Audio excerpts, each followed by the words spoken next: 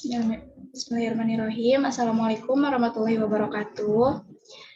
Selamat sore semuanya. Perkenalkan, saya Syifa Hairani, mahasiswa tingkat 1B Keperawatan Akbar Hermina Manggala Husada.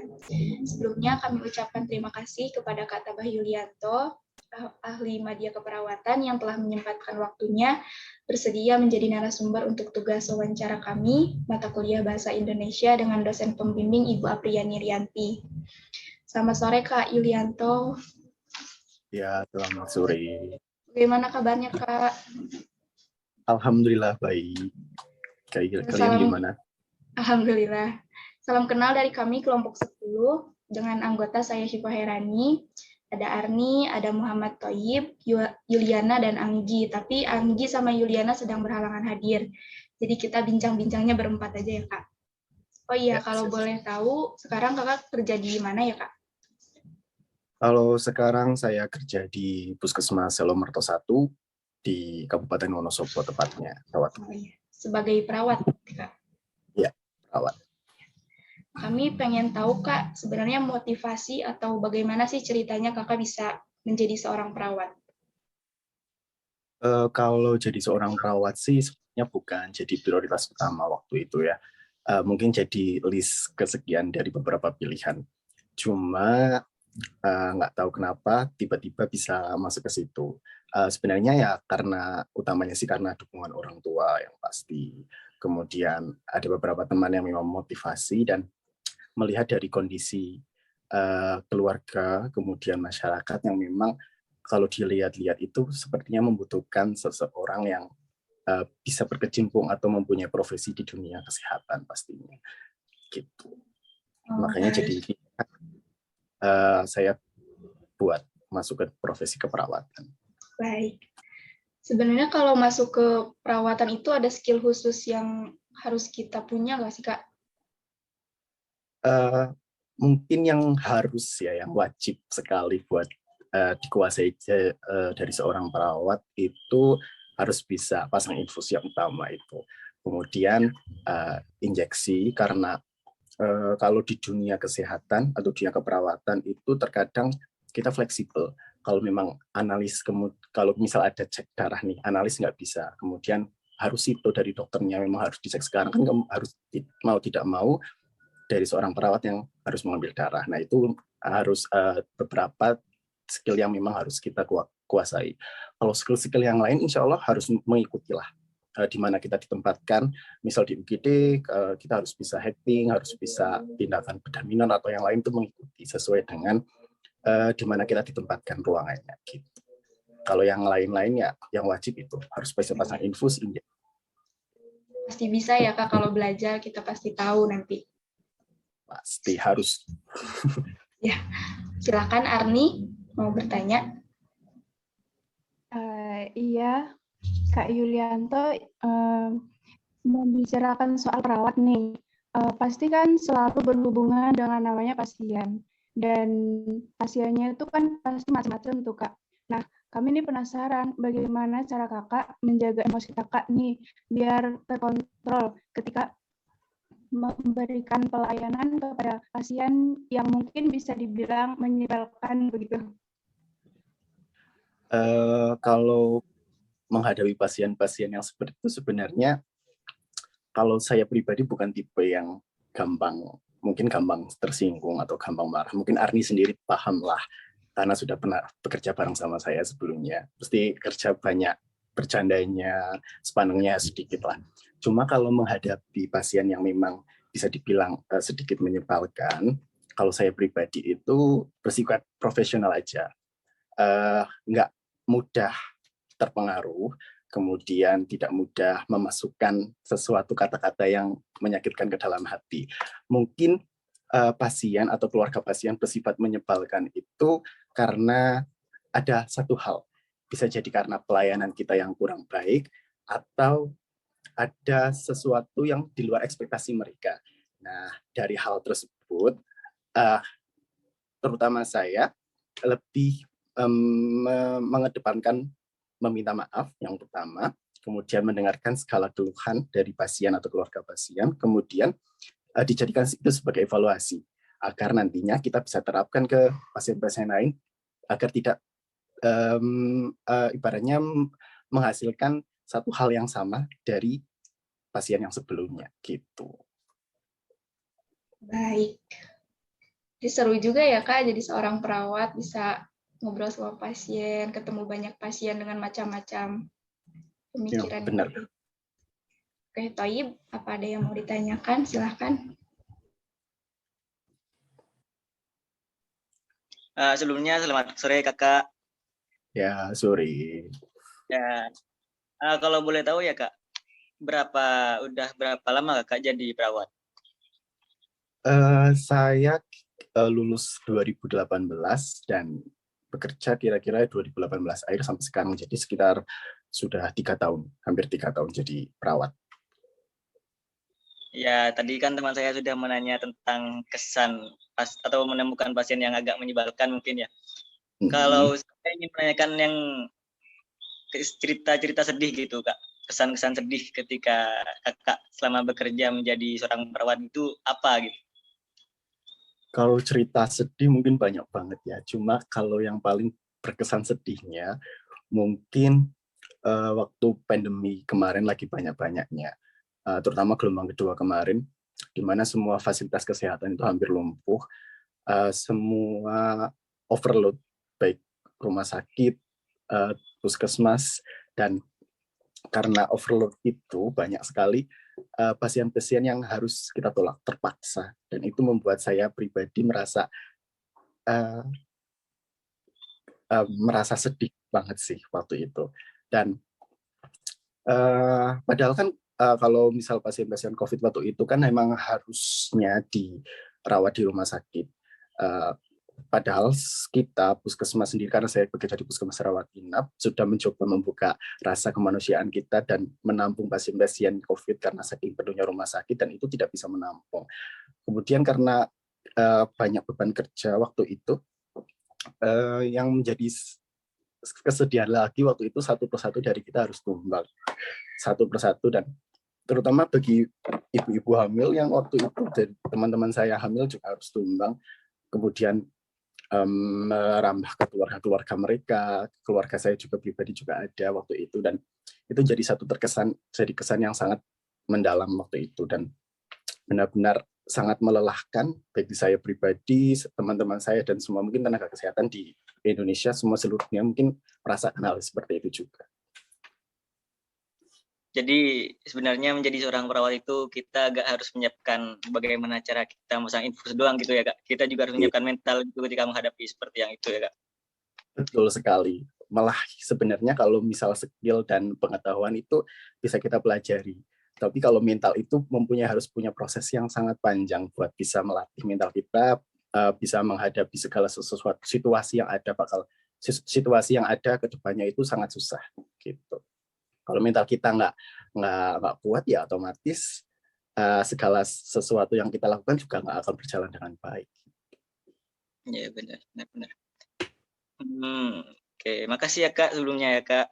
Mungkin teman yang lain mau menambahkan lagi, Siva atau Arni mungkin. Jadi penting banget ya Kak kita persiapan emosi itu.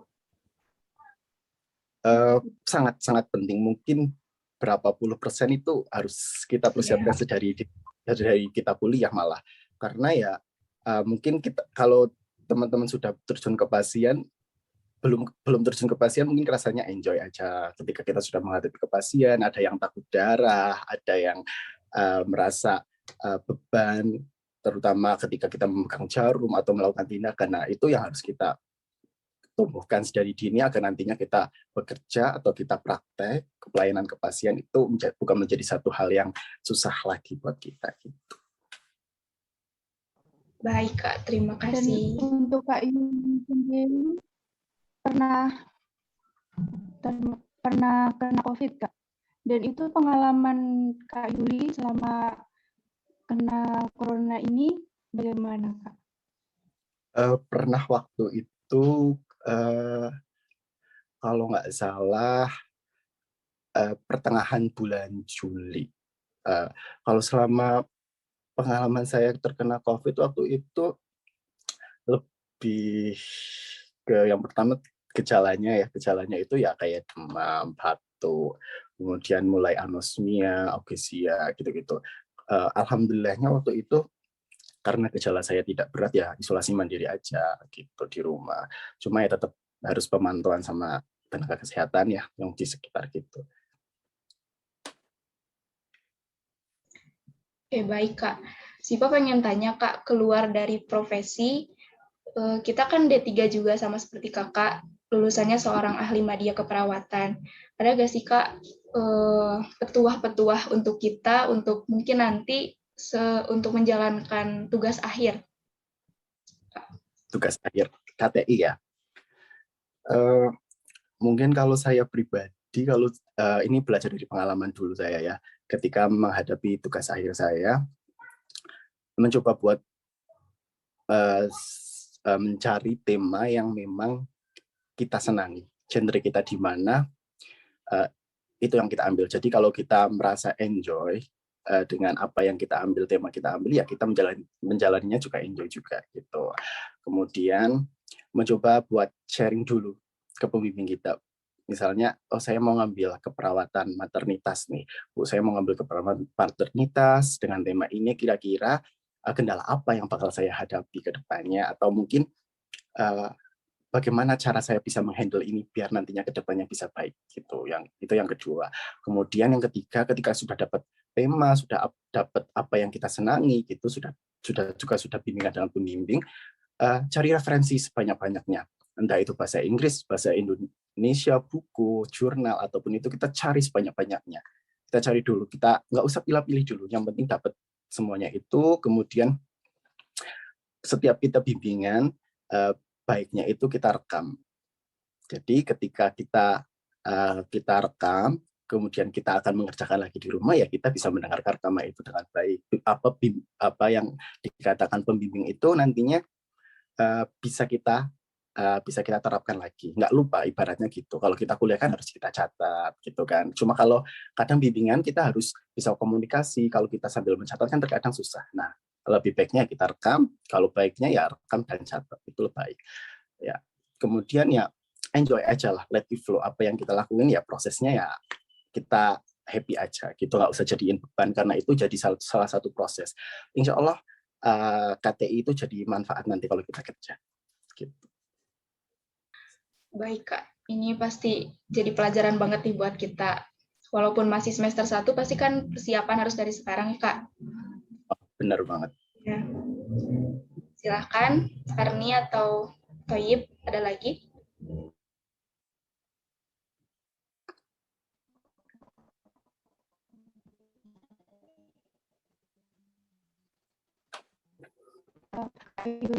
Sebagai orang kesehatan yang di bawah naungan kesehatan ini, apa hal yang kita sampaikan kepada kesehatan di Indonesia kita, baik itu Tuhan. Mohon maaf, bisa diulangi pertanyaannya.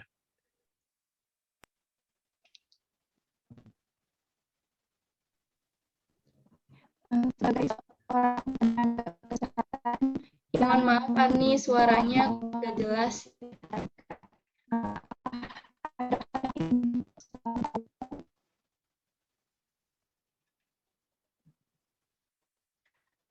Sebagai tenaga kesehatan berada di naungan kesehatan, sampai kesehatan Indonesia,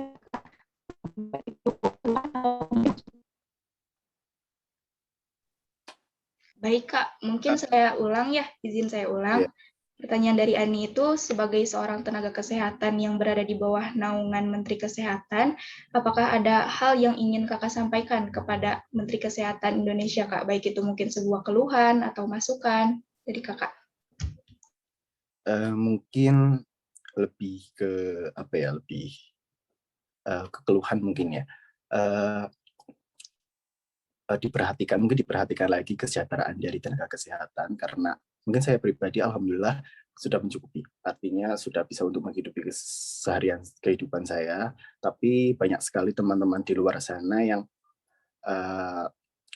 masih di bawah taraf mungkin di bawah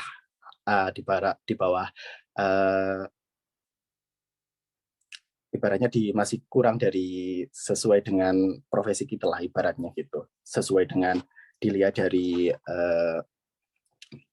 dari segala resiko yang kita hadapi, mungkin ya masih kurang banyak sekali teman-teman di sana yang seperti itu. Nah, mungkin lebih diperhatikan lagi baik dari sistem gaji, mungkin sistem dari kesejahteraan, mungkin juga dari sistem lowongan pekerjaan, karena banyak juga teman-teman saya pribadi satu angkatan yang masih belum mendapatkan pekerjaan menjadi seorang perawat dan harus bekerja terlebih dahulu menjadi profesi lain, dan itu ibaratnya sangat disayangkan.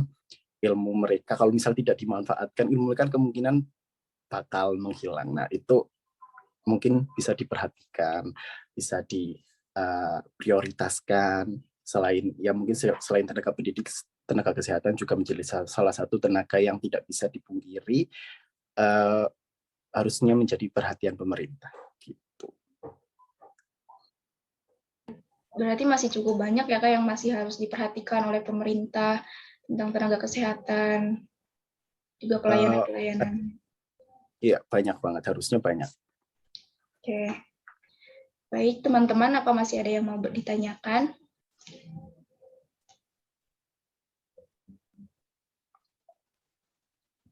Sepertinya sudah cukup ya Kak.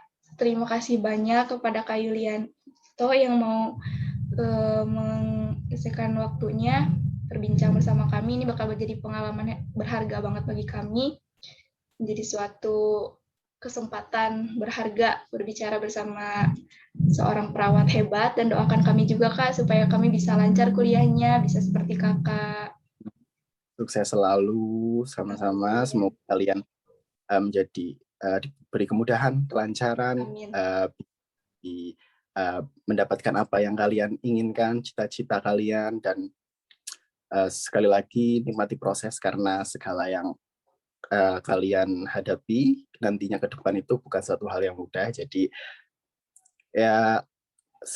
jadi kalian harus bisa siap-siap mental aja, bisa harus bertanggung jawab dengan pilihan kalian, terutama menjadi seorang perawat itu